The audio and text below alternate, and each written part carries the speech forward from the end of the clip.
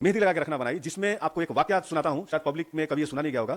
खेसारी जी उस समय काजल को नहीं रखना चाहते थे मेहंदी लगा के रखना में। अच्छा, जी, ये पहले आपका चैनल है और आपको मैं बता रहा हूं, जब बातें बातों में बातें आई तो मैं बता रहा हूं। ये बहुत बड़ी बात कह रहे हैं। अनंजन रघुराज का यह दावा है कि मेहंदी लगा के रखना, जो कि सुपर डुपर हिट फिल्म थी, उसमें खेसारी लाल यादव नहीं चाहते थे कि काजल राघवानी हीरोइन हो। क्या वजह थी, क्या दिक्कत थी उन्हें? दिक्कत कुछ नहीं थी, उसके पहले उन्होंने कोई फिल्म साथ में की थी, दबंग आशिक ऐसा कोई फिल्म थी, जिसमें काजल और किसी को एक्टर के बीच में कुछ प्रॉब्लम हुई थी, तो खेसारी जी डरे हुए थे उस चीज से, कह रहे वो ऐसे ऐसे वो रिएक्ट कर देती है, ठीक है। और प्लस हो सकता है कि उस समय किसी और के लिए भी वो बोल रहे हो कि उसको हीरोइन रख लेते हैं, अभी मैं बोल नहीं सकता, याद भी नहीं है। क्या उन्होंने खुल के आपको किसी का नाम बताया कि इनको हीरोइन रख दीजिए काजल राघवानी को हटा के? नहीं, नहीं बताया, मैं नहीं बताऊंगा कि नहीं बताया कि नहीं बताया, लेकिन उन्होंने ये किया कि रोल बहुत अच्छा है, काजल पता नहीं कर पाएगी नहीं कर पाएगी, आप मत रखिए। मैंने उनसे बोला था ये बात खेसारी जी से कि भाई हीरोइन तो काजल ही रहेगी, ये फैक्ट है। खेसारी जी अगर देख रहे हैं तो डेफिनेटली झूठ नहीं बोल रहा हूं, सामने है। तो उस समय मैं चाहता था कि चलो खेसारी जी नहीं है, मैं काजल जी को ले लेता हूं, ठीक है। तो मैं काजल जी से बात किया, काजल जी ने ये मान भी गई, मतलब पैसे वैसे की बात हो गई। शूटिंग से 3 दिन पहले उन्होंने मना कर दिया, और मना क्यों किया? क्योंकि उनको चिंटू जी के साथ फिल्म नहीं करनी थी।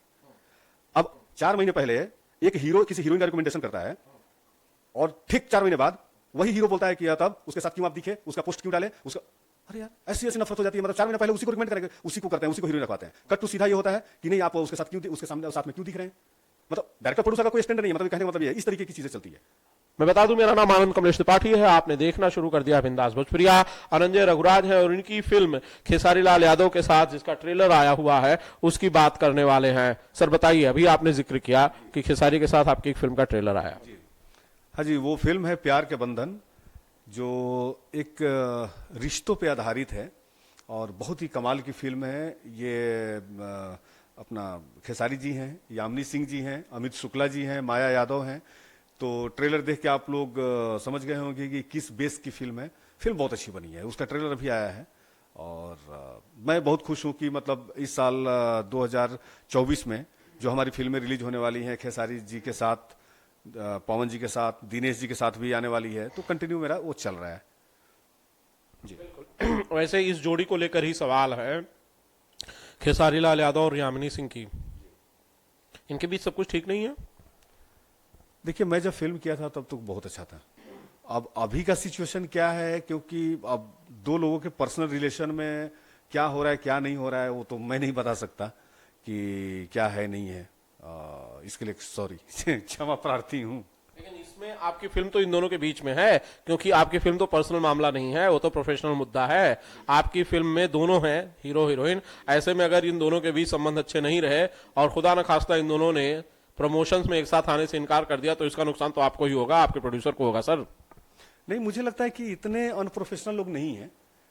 चाहे यामिनी जी को जानता हूं या खेसारी जी, तो खैर वो तो मोस्ट प्रोफेशनल इंसान है, वो तो खैर अपने काम को ही सब सर्वोच्च मानते हैं खेसारी जी। और यामिनी जी की भी जहां तक बात करें तो मुझे नहीं लगता, क्योंकि वो बहुत ही पढ़ी लिखी, एजुकेटेड और एक समझदार लड़की है, तो मुझे नहीं लगता कि वो सब प्रॉब्लम आएगी। क्योंकि अभी ट्रेलर आया था तो शेयर तो किया ही, यामिनी जी ने भी किया, खेसारी जी ने भी किया, सब लोग शेयर कर रहे हैं उसको, और सब लोग रिक्वेस्ट कर रहे हैं पब्लिक से कि उस ट्रेलर को देखें।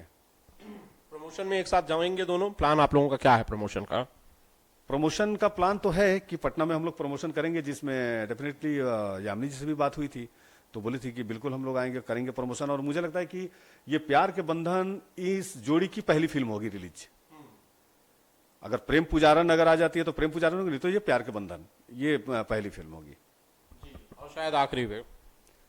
अब ये मैं नहीं बोल सकता, क्योंकि भोजपुरी इंडस्ट्री में या किसी भी फिल्म इंडस्ट्री में, लेकिन भोजपुरी में ज्यादा बोलूंगा कि ये आखिरी हो जाएगी पहली हो जाएगी, मैं नहीं बोल सकता। अभी एक बड़ा कंट्रोवर्शियल मैं बयान अब सोच रहा हूं, दूं कि नहीं दूं, बोलूं कि नहीं बोलूं। हम एक फिल्म बना रहे थे मेहंदी लगा के रखना 2, जिसमें थे चिंटू पांडे जी। उसमें मेहंदी लगा के रखना 1 मैंने बनाया था खेसारी जी और काजल जी को लेके। तो मेहंदी लगा के रखना 2 जब बनाना है तो पहले खेसारी जी से मैंने बात किया, तो खेसारी जी से किसी बात पे ये हो गया, मैंने उनसे बोला कि मैं क्या करूं, किसी और के साथ बना लूं, क्योंकि मेरे बहुत अच्छे दोस्त हैं और हमेशा हम लोग फिल्म करें ना करें, लेकिन हमारी बातें कंटिन्यूअसली सप्ताह में 2-3 दिन तो फोन पे होती ही है, और कहीं भी रहे रात को 3 बजे भी वो फोन कर देते हैं। काजल राघवानी से जानने की कोशिश की तो उन्होंने क्या वजह बताई चिंटू पांडे के साथ फिल्म ना करने की? काजल राघवानी ने क्या वजह बताई थी? वजह वही बताई कि चिंटू जी के साथ मेरा वाइब्रेशन नहीं मिलता है, मेरा वो मेंटल नहीं मिलता है, पता नहीं, वो यही से भी कुछ था कि वो पहले फिल्म किए थे कुछ, तो उन लोगों के बीच में कुछ बकचक हुआ था, कुछ बचपना थी उस समय, जब नागिन या कोई फिल्म कर रहे थे वो लोग, तो उस समय कुछ हुआ था, तो उसके बाद से, लेकिन ये बाद में बताई मुझे, शूटिंग से 2-3 दिन पहले, जबकि ऑलरेडी पैसे की बात हो गई, सब कुछ हो गया, सब कुछ फाइनल हो गया। इसके गवाह रत्नाकर जी भी हैं, हमारे वर्ल्ड वाइड रिकॉर्ड्स के जो मालिक है रत्नाकर जी, वो चूंकि वो भी मेरे मित्र हैं, तो उस फिल्म में तो कुछ नहीं थे, लेकिन जुड़े हुए थे, वो भी चाहते थे कि वो कर ले। तो ये सब घटनाएं, तो ये कहना बेकार है कि कौन किसके साथ आज है कल नहीं रहेगा, कल है, ऐसा नहीं है।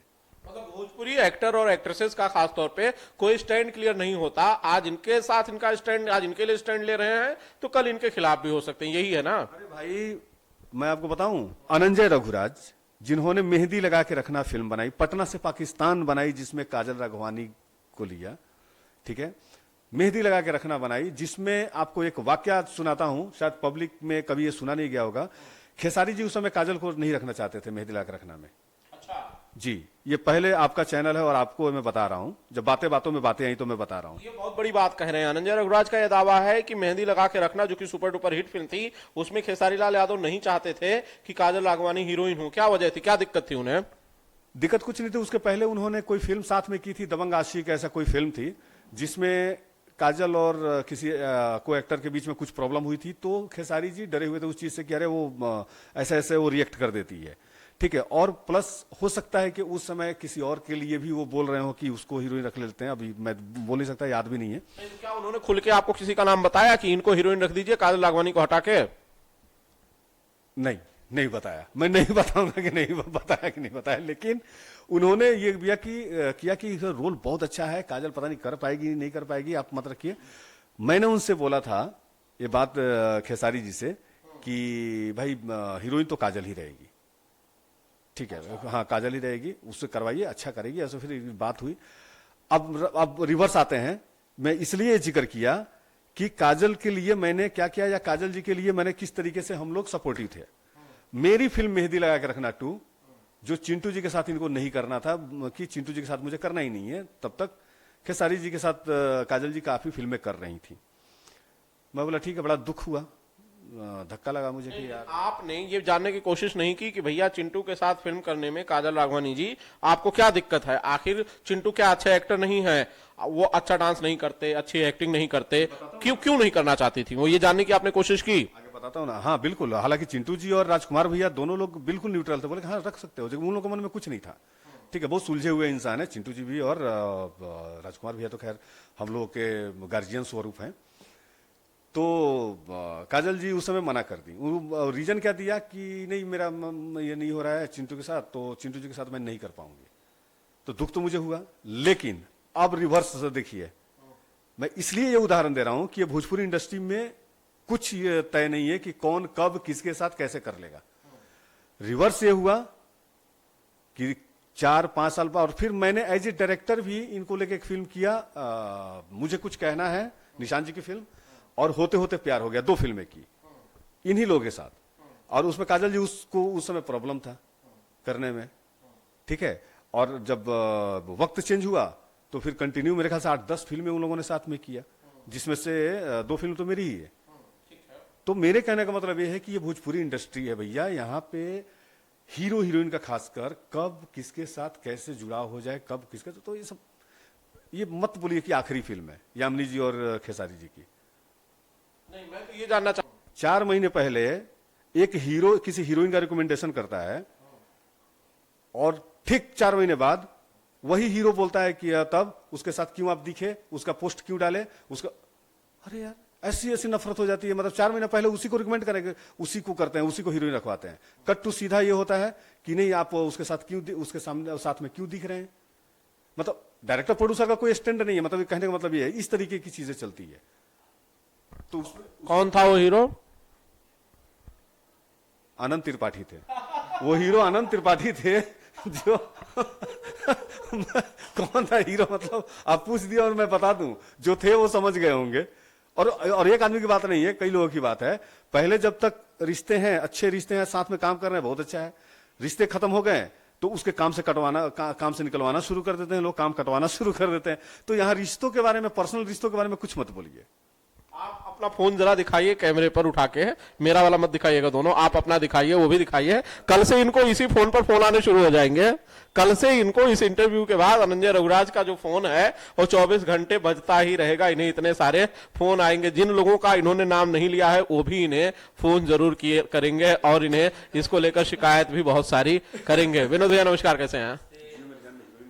हाँ, हीरोइनों के बारे में कुछ कह रहा था अनंजय रघुराज साहब का। ये कहना है कि भैया हीरोइनों को लेकर सवाल क्यों नहीं करते हैं, हीरोज को लेकर ही सवाल क्यों करते हैं? भैया बोलिए। हाँ, सीधी सी बात है। अभी कोई भी सिनेमा बनता है तो सिनेमा के दो पहलू होते हैं जो स्ट्रांग पहलू होते हैं और पैरेलल होते हैं, जिससे हीरो भी होते हैं, हीरोइन भी होती हैं। नो डाउट हमारे हीरो क्या मतलब, ये वर्ल्ड वाइड है कि हीरो ओरिएंटेड ही इंडस्ट्री होती है, लेकिन फिर भी हीरोइनों की आजकल तो हीरोइनों का ज्यादा योगदान हो। देख रहा हूँ कि कंटिन्यू जो फिल्में बन रही है, कोई हीरोइन खाली नहीं है, कंटिन्यूअसली सब फीमेल ओरिएंटेड सारी फिल्में चल रही है। तो नहीं, हीरोइन के बारे में कुछ नहीं है कि जियो मेरी जान फिल्म की जब चर्चा चल रही थी तो उसकी बात कर रहा था कि जियो मेरी जान फिल्म में रूपाली जाधव जी हैं जो कर रही हैं और सपना चौहान जी, ये दो हीरोइन हैं जो पवन जी के साथ हैं। और मैं जैसे बताया था ना कि रोमांटिक भी है, रोमांस भी है, तो कमाल की रोमांटिक फिल्म है, रोमांस है। और जियो मेरी जान का लुक आप लोगों ने देखा और ट्रेलर जल्दी ही आएगी, तो मैं चाहूंगा कि इनके अपना आपके चैनल के माध्यम से मैं ऑडियंस से मैं बोलना चाहूंगा कि प्लीज आप लोग उस ट्रेलर को बहुत सारा प्यार दीजिएगा, बहुत मजा आएगा, बहुत अच्छा लगेगा जी। तो ये दोनों हीरोइनों में से जो भी अवेलेबल होंगी उसके साथ मेरा एक इंटरव्यू आप जरूर कराएंगे अनंजय रघुराज जी? हाँ, दोनों अवेलेबल है। अब जब बोलिए तब इंटरव्यू करा देता हूँ। रूपाली जाधव जी भी हैं और सपना चौहान जी भी है। सपना चौहान जी तो अब देखिए एकदम कंटिन्यू छाई हुई है। तो अगर आप लोग कमेंट्स करके मुझे बताइएगा कि भैया आप लोग इंटरव्यू देखना चाहते हैं जियो मेरी जान के दोनों हीरोइनों का, जी हाँ, रूपाली जी और सपना चौहान जी। रूपाली जाधव जो कि मराठी हैं बेसिकली, और उनकी ये पहली भोजपुरी फिल्म है। रूपाली जाधव और साथ ही साथ सपना चौहान का अगर आप लोग इंटरव्यू देखना चाहते हैं तो प्लीज कमेंट करके मुझे बताइएगा। अनंजय रघुराज जी से फिर हम कहेंगे और दोनों अभिनेत्रियों का इंटरव्यू होगा जी। और सपना चौहान जी का भी एक तरीके से देखा जाए तो उसके पहले तो उन्होंने एक फिल्म की थी शायद चिंटू जी के साथ, लेकिन वो फिल्म आधे में बंद हो गई है। तो एक तरीके से देखा जाए तो ये जियो मेरी जान उनकी फिर से दोबारा ये पहली फिल्म अगर मानी जाएगी तो देखा जाए कि ये पहली फिल्म है। इसके बाद हमने वो फिल्म की थी आसरा जो पहले रिलीज हो गई, तो और उसके बाद तो कंटिन्यू वो कर ही रही हैं। तो सपना चौहान जी के लिए भी एक तरीके से एक पहली फिल्म है। रघुराज साहब ने कई सारे खुलासे इस इंटरव्यू में कर दिए हैं। मैं समझ नहीं पा रहा हूं कि इसके बाद कितना बवाल होगा और क्या क्या कमेंट करके इन्हें और मुझे सुनना होगा। खैर, लेकिन मैं उसके लिए तैयार हूं। आप तैयार हैं? अरे जाहिर सी बात है, तैयार होना मतलब क्या, मैं तो झेल रहा हूं। और हम ही नहीं, तमाम डायरेक्टर प्रोड्यूसर झेल रहे हैं बॉस। मतलब हमने डिसाइड किया, डायरेक्टर डिसाइड कर लिया कि भाई मैं किसी पार्टिकुलर हीरो के बारे में नहीं बोल रहा हूं, चूंकि सब मेरे दोस्त हैं, मेरे मित्र हैं, इसीलिए मैं इतनी चीजें जानता हूं और मेरे से लोग शेयर भी करते हैं। लेकिन मैं तो मतलब हैरान हो जाता हूं और ये कंटिन्यूअसली चला आ रहा है कि भाई हम स्टोरी के हिसाब से हम सोचते हैं कि फलाने हीरोइन को लेके आते हैं, पहले दिमाग में बैठाए हुए हैं। अब जाने के बाद वहां हो जाता है कि अरे नहीं, उसको ना ऐसा देख लीजिए, ठीक है वो भी अच्छी है, लेकिन कैरेक्टर के हिसाब से ना थोड़ा सा वो अच्छी है, वो तो हाँ ठीक है, ओके ठीक है, उसको कर लिए। 4 महीने बाद सीनेरियो चेंज, जो अभी थोड़ी देर पहले बोला। अब हम क्या, दूसरे प्रोड्यूसर आए उन्हीं लोगों को लेके करने के लिए कि भाई उन लोगों के साथ अच्छा, मतलब ट्यूनिंग अच्छा है, जोड़ी अच्छी लग रही है। कट टू वो बोलेंगे नहीं वो अच्छी नहीं है, वो दूसरे को वैसा। तो ये सब चीजें हैं भैया, बहुत कमाल का ये सब दुनिया है। चलिए ठीक है, विवादों पर आप लोग कमेंट करके मुझे बताइएगा आप लोगों का क्या कहना है। ये सारे बवाल करने वाली बातें अनंजय रघुराज साहब ने इस इंटरव्यू में कर दी। जाने से पहले एक सवाल, सारी दुनिया भगवामय है, राममय है। 22 तारीख को राम आ रहे हैं, भोजपुरी सिनेमा से कौन कौन जा रहा है? अनंजय रघुराज साहब, पवन सिंह आपके करीबी मित्र हैं, निरहुआ का आपने नाम लिया। हमारी इंडस्ट्री से प्राण प्रतिष्ठा में अयोध्या में 21 तारीख को 22 तारीख को कौन कौन जाने वाला है? किसी किसी इनवाइट है? ये जरा मुझे थोड़ा सा इसका खुलासा कर दीजिए। देखिए ये मुझे पता नहीं है, ये मुझे बिल्कुल पता नहीं, इस बारे में आइडिया नहीं है कि भोजपुरी इंडस्ट्री से कौन कौन जा रहे हैं उसमें। लेकिन यह है कि मन से तो हम सब जा रहे हैं, मन से हम सब वहां पे जा नहीं रहे, बल्कि ऑलरेडी चले गए हैं।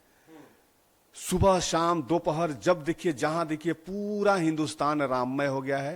ये सिर्फ अयोध्या की बात नहीं है, ये पूरे हिंदुस्तान की बात है कि राम सच में ऐसा फील हो रहा है कि हमारे घर में आ रहे हैं।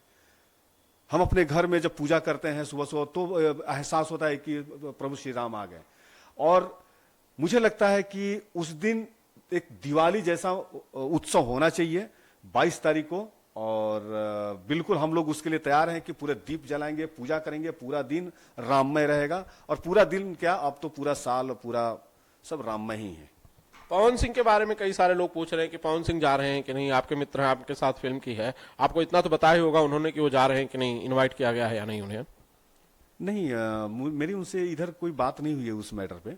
बात तो होती रहती है कि जो भी बातें हुई है फिल्म के लिए, जैसे आगे भी एक फिल्म मैं उनके साथ प्लान कर रहा हूँ, पवन जी के साथ, ये खेसारी जी के साथ भी प्लान कर रहा हूँ। तो पवन जी के साथ अभी 2-3 दिन पहले भी मेरी मुलाकात हुई थी और काफी पूरे रात हम लोग साथ में ही थे, मतलब शूटिंग चल रही थी।